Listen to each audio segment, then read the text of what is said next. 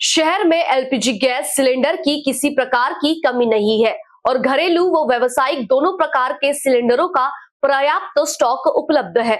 अन्न धान वितरण अधिकारी विनोद काले ने नागरिकों से अपील की है कि वे अफवाहों पर विश्वास न करें और घबराने की जरूरत नहीं है। हाल ही में शहर में गैस सिलेंडर की कमी को लेकर चर्चाएं तेज हो गई थी, जिससे लोगों में भ्रम की स्थिति बनी। इस पर स्पष्टीकरण देते हुए अधिकारी ने बताया कि कुछ समय के लिए ऑनलाइन बुकिंग में तकनीकी समस्या आ गई थी।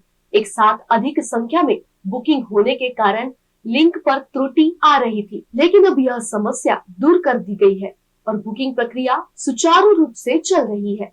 प्रशासन ने गैस एजेंसियों को अधिक से अधिक होम डिलीवरी करने के निर्देश दिए हैं, ताकि लोगों को लाइन में न लगना पड़े। वहीं व्यावसायिक सिलेंडर के लिए सरकारी संस्थाओं और आवश्यक सेवाओं को प्राथमिकता दी जा रही है। जिला प्रशासन की ओर से जांच के लिए विशेष टीमों का गठन किया गया है, जो एजेंसियों की नियमित निगरानी कर रही है।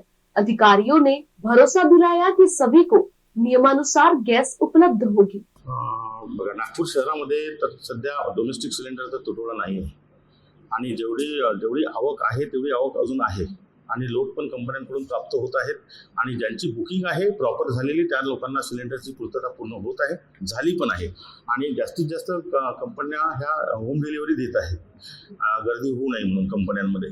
आता काही लोकांना कसं एक सिलेंडर झाल्यानंतर त्याच्याकडे दुसरं असतं, तिसरं असतं, त्याची पण त्यांना पूर्तता आवश्यक असतात म्हणून ते गॅस कंपनीच्या बाहेर रांगा लावतात आणि गर्दी करतात। लोकांना आमची विनंती पहिल्यापासून आहे की त्यांनी पॅनिक होऊ नये आणि वेळ जी जशी आली आहे त्या वेळेला ऑफरना सुद्धा बळी पडू नये आणि सिलेंडरची पूर्तता, सिलेंडरचा स्टॉक तर आपल्या नागपूर शहरामध्ये कुठलाही अडचण नाही आहे। कमर्शियल सिलेंडर आता जेवढे जी आवक होती 1200 सिलेंडर जे नागपूर शहरामध्ये लागत होते रोजचे, त्याच्यात निश्चितच हे झाली आहे, कमी आलेली आहे आणि त्यामध्ये 100 सिलेंडर 200 सिलेंडरचा पुरवठाचं सध्या जे गव्हर्नमेंट इन्स्टिट्यूट आहेत, हॉस्पिटल्स आहेत, वसतिगृह आहेत, त्यांना होत आहे। तसं कंपन्यांचं पूर्ण आम्ही आता सगळ्या कंपन्यांच्या अधिकाऱ्यांची बैठक घेत आहे। माननीय जिल्हाधिकारी नागपूर यांनी त्यांची बैठक घेतली आणि आज उद्या पण त्यांची बैठक घेत आहे।